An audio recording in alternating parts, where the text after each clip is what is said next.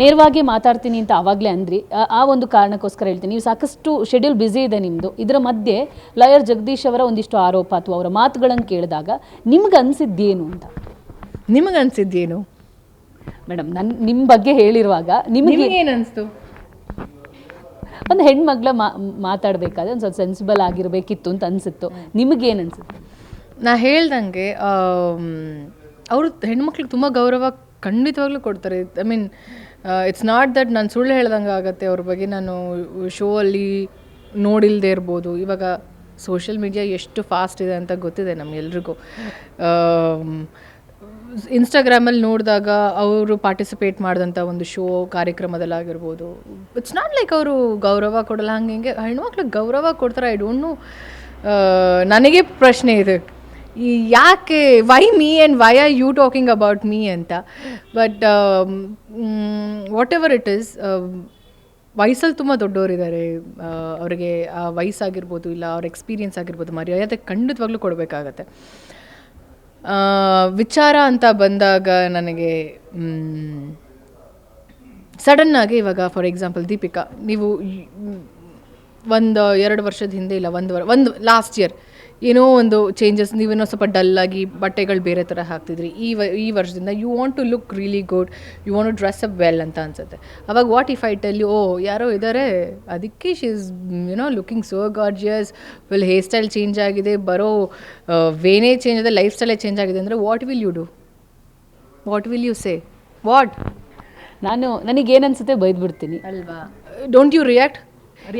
ಯಾಕೆ ರಿಯಾಕ್ಟ್ ಮಾಡ್ತೀರಾ ನೀವು? See, we are 2 girls here, so you tell me. It's like a normal conversation. ನಾನು ನಿಮಗೆ ಮಾತಾಡ್ತಿರೋದು ಆ್ಯಂಡ್ ಇಟ್ ಟೆಲಿಕಾಸ್ಟ್ ಆಗಬೇಕು. ಬೈ ದ ವೇ, ಹಿಂಗೆ ಕೂತ್ಕೊಂಡು ಮಾತಾಡ್ತಿರ್ಬೇಕಾದ್ರೆ ನಾನು ನಿಮಗೆ ಬಂದ್ಬಿಟ್ಟು, I heard that there is someone who is taking care of you ಅಂತ ಅಂದಾಗ ನೀವೇನು ಹೇಳ್ತೀರಾ? ನಿಮ್ಗೇನು ಅನ್ಸುತ್ತೆ? ಏನಂತೀರಾ? ಸೊ ಬೈತೀನಿ, ಗೊತ್ತಿಲ್ಲದನ್ನು ಹೆಂಗೆ ಹೇಳ್ತೀರಾ? ಪ್ರೂಫ್ ಎಲ್ಲಿದೆ? ಅಷ್ಟೇ, ನನ್ನ ಮಾತು ಅಷ್ಟೇ. Simple it is bro. 12 ವರ್ಷದಿಂದ ಎಲ್ಲ ಸಿನಿಮಾ ಮಾಡಿಕೊಂಡು ಟೆಲಿವಿಷನ್ ಶೋಸಲ್ಲಿ ನಾನು ಒಳ್ಳೊಳ್ಳೆ ಟೆಲಿವಿಷನ್ ಶೋ ಅಲ್ಲಿ ನಾನು ಭಾಗಿಯಾಗಿ, ಆ್ಯಂಡ್ ತುಂಬ ಅಂದರೆ ಕೆಲವೊಂದು ಬ್ರ್ಯಾಂಡ್ಸ್ನ ಎಂಡೋರ್ಸ್ ಮಾಡಿಕೊಂಡು ಒಂದು ಮಟ್ಟಕ್ಕೆ ಸಂಪಾದನೆ ಮಾಡಿದ್ದೀನಿ.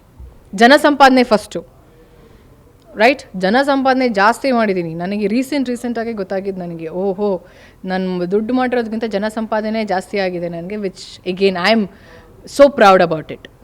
ಆ್ಯಂಡ್ ಜನ ಸಂಪಾದನೆ ಮಾಡಿದ್ದೀವಿ ಅಂದರೆ ಮರ್ಯಾದೆನೂ ಅಷ್ಟೇ ಸಂಪಾದನೆ ಮಾಡಿದ್ದೀವಿ ಅಂತ ಅರ್ಥ.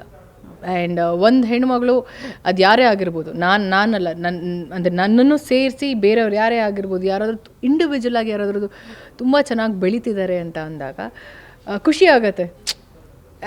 ಅವರಿಂದ ಇನ್ಸ್ಪೈರ್ ಆಗುವಂಥ ಕೆಲವೊಂದು ವಿಚಾರಗಳನ್ನ ನಾವು ತಗೊಳ್ಳೋಣ ಅಲ್ವಾ? ಸೊ ಆ ವಿಷಯದಲ್ಲಿ ನನಗೆ